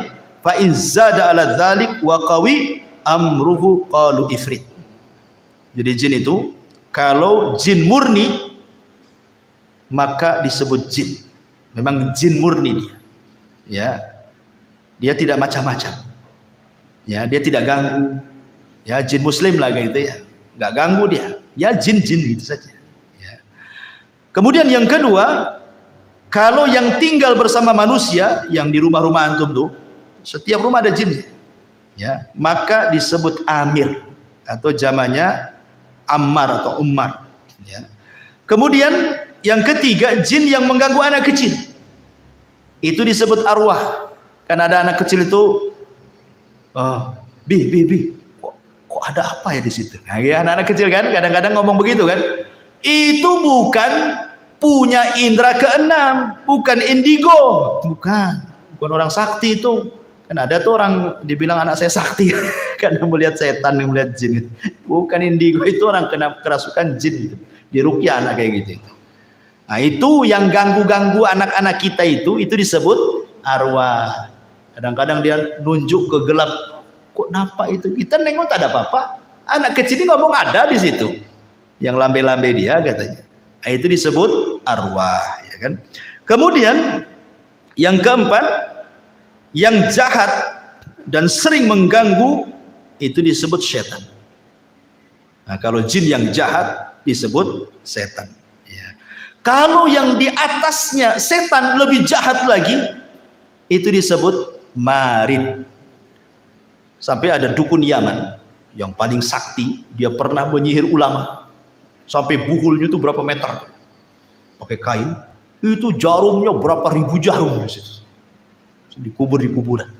Tobat dia cerita dukun nih, habis tobat karena dia nyesel nih, mengusir ulama masalahnya kan, tobat dia menceritakan ya tentang ditanya soal jin yang tidak mungkin beriman sama sekali, dia mengatakan namanya marid. Itulah yang kemudian oleh Nabi SAW disebut bahwa kalau datang bulan Ramadan maka setan-setan diikat. Siapa yang diikat? Jin marid ini yang diikat. Karena ini jin yang paling jahat. Dia tidak ada jin marid yang beriman. Jahat sekali mereka. Ya, makanya diikat jin-jin yang ini. Tapi yang lain-lainnya tetap aja dilepas. Ya. Jadi tidak semua setan diikat di bulan Ramadan. Ya, karena ada hadis yang mengatakan ketika Rasul mengatakan idza ja'akum Ramadan futihat abwabul jannah wa ghuliqat abwabun niran wa sufidatis syayatin, dan setan diikat. Di riwayat yang lain maradatus syayatin, jin yang marid itu yang diikat, yang jahat sekali. Ya, makanya di bulan Ramadan wajar masih ada juga orang yang tak puasa kan. Nah, itulah jin yang lepas tuh yang tak puasa, ya kan. Kemudian yang paling jahat lagi, di atasnya marid ada lagi dan lebih garang lagi dia. Itu disebut ifrit. Dia kuat. Makanya di zaman Nabi Sulaiman apa kata ifrit? Aku bisa pindahkan istana Balkis sebelum kau berdiri, katanya. Ya kan? Saking kuatnya. Itulah bawahannya iblis. Ifrit. Dia bisa pindahkan istana Ratu Balkis sebelum Sulaiman berdiri lagi. Nah, itu istilah-istilah yang disebutkan para ulama. Kemudian juga Nabi SAW mengatakan al-jinnu salah satu asnaf. Jin itu ada 3 jenis. Ya, sinfun lahum ajnihatun yatiruna fil hawa, wa sinfun hayyatun wa kilabun, wa sinfun yahilluna wa yat'anun. Nabi SAW mengatakan dalam riwayat Tabrani dan Al-Hakim dengan sanad yang sahih, jin itu 3 kelompok. Yang pertama jin yang bisa terbang. Jin itu bisa terbang. Makanya kenapa mereka punya maqaidu lisam'i, di atas awan mereka punya pos-pos. Mereka terbang ke awan. Ya, kemudian mereka buat pos di atas awan, nanti dari pos itulah mereka saling panjat pinang. Ya, satu jin ke jin sampai ke langit. Kemudian yang paling atas mendengarkan ucapan malaikat. Disitulah mereka mencuri dengar. Kemudian akhirnya disampaikan ke jin yang bawahnya, sampai yang di pos yang di atas awan itu. Baru setelah itu dia turun ke bawah terbang, cari dukun. Kemudian jualanlah kalimat-kalimat wani piro kan itu. Ini saya punya kabar bagus. Terjadilah kerjasama antara jin dan dukun. Itu pun kalimat yang hak dicampur adukan 99 kedustaan. Ya, baik. Kemudian ada jin yang berbentuk ular dan anjing. Ya, ada jin itu yang berbentuk ular dan anjing. Bahkan Syekhul Islam Ibnu Taimiyah rahimahullahu taala bahwa jin itu bisa menyerupai apa saja. Bisa menyerupai apa saja, kecuali nabi. Enggak bisa. Jin tidak bisa menyerupai nabi. Tapi selain nabi bisa. Ya. Bisa menyerupai, makanya kenapa saya pernah bertanya kepada salah satu guru saya. Waktu saya belajar di Yaman, belajar kitab Fathul Majid, Syarah Sahih kitab Tauhid. Jadi saya tanya, namanya Syekh Adnan, ya, Syekh,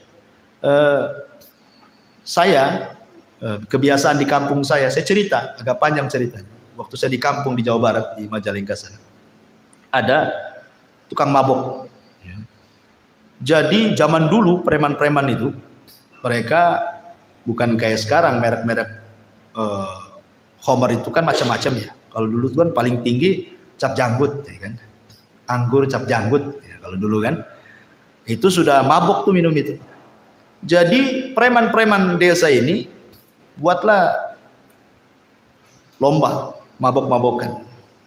Karena satu botol tidak puas, akhirnya apa? Dicampur dengan spiritus. Jadi campur dengan spiritus. Kurang kuat juga dicampur dengan pil BK. Itu pil BK untuk anjing gila. Jadi dioplos tuh. Bayangkan anggur kasih spiritus, kasih pil BK. Gimana? Overdosis mati. Mati kepala preman itu mati. Beberapa orang mati, preman juga mati itu gara-gara overdosis. Jadi zaman bahula kan, zaman dulu itu preman tuh paling takut dengan hantu. Orang-orang dulu kan takut kalau cerita-cerita setan itu karena banyak tahayulnya orang-orang desa. 1 minggu nggak ada orang berani keluar. Gara-gara kematian itu. Karena nggak wajar matinya kan. Akhirnya banyaklah tahayul. Orang-orang desa, oh katanya aku melihat preman itu sedang duduk di jembatan katanya. Ya, di tempat saya itu ada namanya jembatan Harewos. Di situ ada, di Harewos itu katanya ada dia sedang duduk. Gitu. Jadi saya tanyakanlah cerita ini kepada Syekh Adnan. Mungkin nggak saya bahwa orang mati ini bisa hidup lagi? Karena ini cerita nyata gitu. Ini dongeng dari desa saya. Ya, di Majalengka sana. Katanya saya itu mungkin saja. Tapi bukan orang mati itu hidup lagi, bukan itu. Tetapi itu adalah jin korin. Setiap manusia itu punya jin korin kata Syekh. Lah, yang tahu tentang sifat kita, ya bentuk kita itu jin korin kita karena sejak lahirnya sudah ada pada badan kita kan gitu. Sehingga dia tahu sifat kita, bentuk kita apa. Sehingga dia memungkinkan dia tasyakul persis seperti kita. Jadi ketika dia mati, jinnya ini sudah menakut-takuti orang karena sudah tugasnya selesai memberikan wasus. Orang sudah mati kan, berarti jin ini keluar, dialah jadi jin yang bebas, akhirnya nakut-takuti orang. Boleh jadi itu jin korin. Nah, jadi ada jin itu yang berubah bentuk seperti itu kayak manusia. Bahkan Syekhul Islam mengatakan bahwa ada di sebuah tempat itu, di gunung-gunung, di lembah-lembah itu, jin-jin itu sengaja berubah bentuk jadi manusia, seolah-olah mereka menganggap penunggu di situ. Makanya dulu di zaman jahiliyah kalau lewat di sebuah tempat, maka mereka akan berlindung kepada penghuni tempat itu kan, orang jahiliyah itu. Wahai penunggu tempat ini, gitu kan. Tolong jangan ganggu saya, ya. Saya mau jalan, akhirnya ngasih sesajen.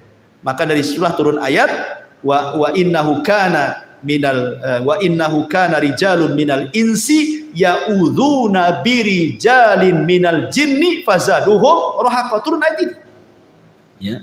Dan ada sebagian kalangan dari manusia meminta bantuan, meminta perlindungan kepada sebagian jin, akhirnya menambah kekufuran. Yang anehnya lagi, jin yang dulunya dimintai perlindungan, jinnya masuk Islam, dianya masih kufur. Kan tidak tahu kalau jinnya masuk Islam kan, yang lain nggak nampak. Kan itu ya. Masyaallah muslimin yang dimuliakan. Kemudian juga yang ketiga, ada jin yang lepas dan berjalan ke sana kemari. Ya. Jadi inilah jenis jin. Taib. Kalau ada yang bertanya, bagaimana jin itu akan diazab oleh Allah Subhanahu wa taala dengan api sementara dia tercipta dari api? Jin masuk neraka, dihisab oleh Allah sama dengan manusia. Kalau dia masuk neraka dicipta dari api, tentu dia tidak akan terbakar. Ya. Maka ini dijawab oleh Asy-Syaikh atau Al-Imam Ibnu Aqil dalam kitabnya Al-Funun bahwa jin itu tetap merasakan azab, merasakan sakit kalau dibakar dengan api, sebagaimana manusia juga kalau ditumbuk tanah juga sakit. Karena maksudnya jin tercipta dari api itu asal penciptaannya sama dengan Adam, asal penciptaan dari manusia, tapi anak turunannya tidak dari tanah, ya dari ibu bapak. Makanya kalau antum ambil pisau, antum kemudian iris tangan antum, yang keluar kan bukan pasir, bukan tanah, ya darah kan begitu. Berarti bukan lagi tanah. Jadi hanya Adam saja. Sebagaimana juga dari kalangan jin itu yang diciptakan cuman bukan iblis, ya di atasnya iblis lagi. Ya apa Sumiyah itu siapa namanya, kata Imam Nukatsir itu dalam Bidawaniyah. Ya iblis ini kan ceritanya panjang. Dalam cerita Israiliyat disebutkan, ini cerita Israiliyat, tidak ada Quran, tidak ada di dalam sunnah. Jadi ketika jin itu merusak di bumi, ya maka malaikat diturunkan untuk memenjarakan orang-orang jin-jin yang jahat. Kalau tidak mau tobat, mereka akan dibunuh, dipenjarakan, dibuang. Sehingga kemudian anak pembesar jin itu, bayinya diambil oleh malaikat, dibawa ke langit, dibesarkan di langit. Jadilah kemudian dia jin yang soleh karena hidup bersama para malaikat. Akhirnya dia kemudian bejat karena tidak mau sujud, jadilah dia iblis. Nah itu ya. Nah, wallahu a'lam, itu kan cerita Israiliyat ya. Tapi yang jelas bahwa itu asal penciptaannya saja dari api, anak turunannya bukan api. Jadi kalau dibakar dengan api ya tetap sakit. Buktinya adalah Nabi SAW pernah diganggu ifrit dalam sholatnya. Dicekiknya ifrit itu sama Nabi, ludahnya keluar terasa dingin. Kenapa nggak terbakar tangan Nabi? Bukankah katanya dia tercipta dari api? Berarti kan sudah bukan api lagi. Yang kedua, riwayat bahwa Nabi SAW pernah mau didatangkan Syihab binan nar. Jadi jin ini membawa kayu bakar yang ada apinya dan hendak membakar wajah Nabi. Nah, kalau memang dia tercipta dari api, ngapain bawa kayu bakar, bawa api? Tangannya aja disentuhkan gitu, kan terbakar dia, ya kan? Menunjukkan bahwa dia bukan lagi dari api kan itu. Itu kan bapak moyangnya aja yang dari api, turunannya ya dari bapak ibunya jin lah kan itu. Karena jin juga nikah sama dengan kita. Jin itu loh kurang lebih kehidupannya dengan manusia. Ada RT, ada RW, ada lurah, ada kecamatan, ada pemilunya juga, ada partainya juga, bermadhab juga, ada Syafi'i, Maliki, Hambali, Dhahiri, ada Syiah juga, ada Mut'ah juga mungkin mereka. Ya, apa mereka berorganisasi? Anda tahu juga. Apakah mereka ikut organisasi apa gitu? Wallahu alam. Tapi yang jelas kehidupan mereka sama dengan manusia, kurang lebih saja. Ya, tidak kurang, tidak lebih. Baik, kemudian jin mukallafun. Jin mukallaf, artinya mukallaf itu sama dengan manusia juga, disuruh sholat, puasa, zakat, haji. Persis. Quran yang kita baca itu juga Quran yang dibaca mereka. Ya, hadis yang kita baca itu pun hadis yang dibaca mereka. Karena nabi mereka dari manusia. Ya, jadi jin itu kebanyakan belajar agama kepada manusia. Jadi kalau jin belajar agama kepada manusia jadi ustadz. Tapi kalau manusia belajar ke jin jadi tukang sihir. Terbalik kan itu. Ya. Jadi jin itu belajar agamanya kepada manusia. Karena nabinya juga manusia. Wa inna minna salihuna wa inna minna salihuna wa minna duna dzalik kunna tara'iqa qidada. Di antara kami ada yang soleh, ada yang tidak soleh, kami bertingkat-tingkat. Kemudian juga makanan jin disebutkan dalam sebuah hadis Abdullah bin Mas'ud radhiyallahu anhu. Jadi ketika Nabi SAW diundang untuk ceramah di kalangan jin, bagaimana Rasul tahu bahwa di situ ada jin berkumpul ribuan? Ya tentu malaikat yang kasih tahu. Rasul kan tidak melihat jin. Ya, malaikat ngomong kamu ke sana, itu ditunggu oleh bangsa jin ceramahlah kau di sana kan itu. Nah, setelah Nabi SAW berceramah, ketika itu kemudian jin-jin ini bertanya soal makanan. Kata Rasul SAW, ya, maka Rasul mengatakan, lakum kullu azmin dzakara smallah alaihi yaqa'u fi aydikum aw farama yakunu lahman. Kata Nabi SAW, makanan kalian adalah tulang yang habis dimakan orang. Kemudian ketika sudah habis dagingnya, ketika dibuang ke tong sampah, orang ini membaca basmalah, kemudian dibuang. Nanti akan kembali dagingnya. Ya, jadi antum kalau makan sop tulang, ya kan? Itu banyak tulangnya tuh. Ya. Nah, pokoknya yang tulang-tulang lah, tulang ikan, tulang apa, tulang iga. Ya. Ketika antum lempar ke tong sampah, baca basmalah supaya antum sedekah ke saudara antum dari kalangan jin. Sebab kalau antum baca basmalah, nanti daging itu akan balik tuh. Cuman kita tidak melihatnya. Kalau melihatnya tak jadi antum buat. Kok balik lagi dagingnya? Itu makan lagi. Tentu enggak, maksudnya kan yang lihat mereka saja. Ya, balik lagi tuh dagingnya dan itulah makanan mereka. Cuman kadang-kadang kita bakhil. Ya, di prestonya pula lah ikan itu. Tulang-tulang yang tuh makan. Tak ada sedekah-sedekahnya sama jin gitu ya. Jadi kata Nabi tulang, makanya ketika Nabi SAW melarang tidak boleh istijmar, memerintahkan istijmar jangan batu, kata Rasul jauhi tulang dan kotoran. Ya, karena itu makanan jin, kata Nabi SAW kan itu. Ya. Kemudian juga setiap makanan yang tidak disebut nama Allah yang saya sudah katakan, antum makan apa saja antum tak baca basmalah, jin ikut di situ. Ya, jadi setiap makanan yang tidak disebut nama Allah Subhanahu wa taala, dan tentu ada makanan lain yang kita tidak tahu. Ya.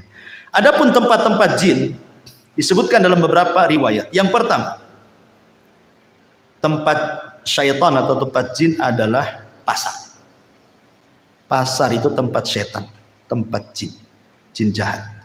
Nabi SAW mengatakan, la takunanna in istata'ta awwala ma yadkhulu suq wala akhira man yakhruju minha fa innaha ma'raqatu syaitan wa biha yansibu rayatahu, kata Rasul. Jangan, kalau bisa lah, jangan menjadi orang yang pertama masuk pasar dan jangan menjadi orang yang terakhir keluar pasar, kata Rasul. Jangan yang pertama kali kau masuk pasar, jangan pula yang terakhir masuk keluar pasar. Kenapa? Karena pasar itu tempat perangnya setan. Disitulah setan menancapkan bendera perangnya, genderang perangnya itu. Ayo perang dengan saya. Makanya tidak ada maksiat di luar pasar kecuali ada semua dalam pasar. Sebutkan maksiat di luar pasar apa yang tidak ada? Ada semua. Syirik banyak yang taruh tangkal-tangkal di warung-warung. Kan itu ya.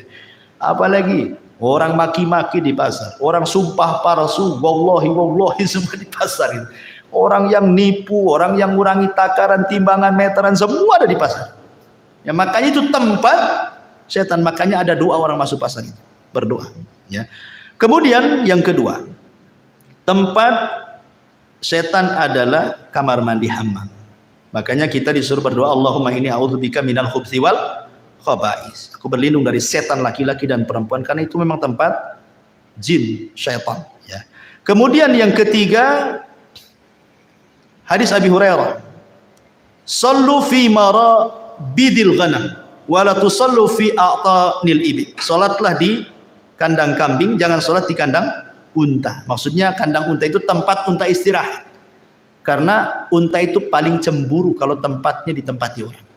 Kalau kambing antum di situ nggak akan cemburu, kambing cuek-cuek aja. Kalau antum salat di situ diterjang sama tempat dia langsung dikejar antum. Karena ada tabiat setan. Ya, unta itu. Makanya kalau makan daging unta wudu, kalau makan daging kambing tidak wudu gitu ya. Maksudnya tidak batal wudunya. Kemudian juga hadis yang ketiga. Kata Imam Ibnu Taimiyah rahimahullah, al-amakinul lati yunha 'anis salati fiha ka'atanil ibil wal hammami wa hiya al-ma' wasyaitan. Wa kadzalika ma yusafiru ilaihi ba'dun nas minal magharati wa nahwihi minal jibali qasirin li ta'dim tilkal buq'ati bisyami wa misra wal jazirati wal khurasan wa ghairiha wa kullu mawdi'in tu'addimuhu an-nas ghairal masajid wa masyairil hajj fa innahu ma'wa syaitan. Ya, kata Ibnu Taimiyah, tempat-tempat yang diagungkan manusia, yang tidak ada perintah untuk mengagungkannya, maka di situ tempat setan. Ya. Pokoknya kalau ada tempat-tempat diagungkan manusia, pada Allah tidak memerintahkan untuk mengagungkannya, kata Ibnu Taimiyah, disitulah tempat setan. Ya, ya macam-macam, tak kuburan atau tempat keramat, gitu ya, gua-gua tertentu, bukit-bukit, kawah-kawah dan yang lainnya. Maka kata Ibnu Taimiyah itu tempat setan. Kemudian hadis Abu Qatadah, hadis Qatadah dari Abdullah ibn Sarjis radhiyallahu an, Nabi SAW mengatakan, naha an yubala fil hujri. Rasul melarang tidak boleh kencing di lubang. Ya, lah itu kalau toilet itu kloset ada lubangnya, bukan, maksudnya di tempat yang terbuka, maksudnya tadi hutan, tadi padang pasir, ada lubang di situ kan, jangan kencing di lubang. Kata Qatadah ketika ditanya kenapa, alasannya, maka beliau mengatakan innaha masakinul jin, bisa saja di situ dijadikan tempat jin. Ya, pokoknya kalau kencing lihat-lihat ada lubang enggak, takutnya lubang ular pula juga di situ kan, keluar bahaya tuh ya. Kemudian Imam Nawawi juga mengatakan as-salatu fi ma'was syaitan makruhatun bil ittifaq. Salat di tempat yang di situ sudah dijelaskan tempat setan hukumnya makruh. Seperti tempat-tempat minuman khamar, diskotik, bar-bar, tempat maksiat. Nah, itu tempat setan di situ. Jangan salat di situ, makruh. Ya. Nah, jadi termasuk juga beliau mengatakan wal kanais wal biya'i wal khususi wa nahwi dzalik. Termasuk juga di kanais, tempat-tempat ibadahnya non muslim, ya kan? Dan begitu seterusnya, tidak boleh salat di situ, makruh. Baik. Kemudian yang terakhir karena waktu juga belum bahas ya, tasyakkul wa tasawwur al jin. Bahwa jin bisa tasyakkul, bisa beralih rupa karena izin Allah Subhanahu wa taala. Tetapi ingat bahwa tidak semua jin bisa beralih rupa, kecuali sudah menghabiskan semua tenaganya. Sebenarnya kalau jin itu beralih rupa, ikhwan, berarti dia sudah lemah sebenarnya. Jadi kalau seandainya antum jalan kemana lah, di kuburan mana gitu, di Tamiang atau di mana gitu ya kan, kok nampak ada pocong gitu ya, berarti itu jin, setan itu sudah menghabiskan tenaganya, sudah lemah dia. Jadi nggak perlu takut lagi gitu maksudnya. Lemah kalau jin sampai kemudian beralih rupa, sudah menghabiskan tenaganya. Ya. Jadi justru kalau makin berani dia lemah sebenarnya. Cuman kita tidak, kita yang takut kan gitu. Kemudian juga ada yang mengatakan dalam sebuah referensi itu bahwa sebenarnya jin itu beralih rupa karena dukun. Jadi di kalangan jin itu ada dukun juga. Jadi dia datang ke dukun jin, dimantra-mantrai, maka dia akan menjelma seperti apa. Jadi dukun itulah dukun dari kalangan jin yang merubah dia sehingga dia ingin jadi apa gitu ya. Dan itu akhirnya menakut-nakuti manusia. Ada juga jin itu beralih rupa maksudnya mewarnai dirinya. Nah, diwarna-warnai dirinya supaya nampak ada kaibat, ada apa gitu ya. Kalau kita jalan di kegelapan tuh seset, ada apa aja gitu ya. Tahu warna apa, bisa saja. Ya, karena sekali lagi mereka tidak bisa menyakiti kita. Mereka itu hanya menakut-nakuti saja. Ya, mereka menakut-nakuti dan mereka akan mencari semua media bagaimana kita takut. Ya, entah lewat angin, entah lewat bayang-bayang, entah lewat suara, entah lewat mimpi, begitu. Nah, umpamanya seorang penakut dalam rumah nih, sendirian. Ya, pertama PLN mati. Yang kedua hujan lebat. Yang ketiga apa lagi? Tetangga pula anjing berisik. Hari Jumat, kliwon lagi. Gimana? Kalau penakut ikhwan, padahal itu gorden tuh goyang-goyang kena angin. Antum sangka di situ ada setan kan itu? Ya memang ada setannya sebenarnya, karena setan itu akan masuk di bayang-bayang, digoyang-goyang, di suara angin, di suara apa saja, pokoknya setan itu berusaha menakuti antum supaya antum takut. Makanya Rasul mengatakan kalau antum lewat di sebuah tempat dan menakutkan, maka cukup mengucapkan bismillah wala tubali, kata Rasul. Bismillah, jangan pedulikan. Kata Rasul cuma simpel saja. Baca bismillah, jangan pedulikan. Banyak istri antum nih, ya takut ya, kan ada wanita-wanita yang penakut. Mungkin karena sejak kecil sudah ditakut-takuti orang tuanya, jangan keluar, nanti ada setan. Akhirnya sampai besar pun terpengaruh dengan bahasa itu. Nengok sinetron pula isinya suser ngesot kan gitu. Semua film setan juga. Akhirnya kan kepikiran tuh. Kata Nabi SAW, kalau umpamanya ke dapur dari rumah, lagi hujan, lagi banyak angin goyang-goyang, jangan pedulikan. Memang itu setan, kita tidak syak lagi itu setan dengan rambut putih. Tapi Rasul mengatakan jangan pedulikan baca basmalah, masuk kamar mandi, kencing, balik lagi, selesai. Ya, jangan sampai terpengaruh. Ya. Apalagi panggil-panggil, siapa di dapur kata. Kacau itu ya. Baik, saya kira ini sampaikan, lama pula kajian kita. Subhanallah bihamdika, asyhadu an la ilaha illa anta astaghfiruka wa atubu ilaik. Allah ta'ala alam. Assalamualaikum warahmatullahi wabarakatuh.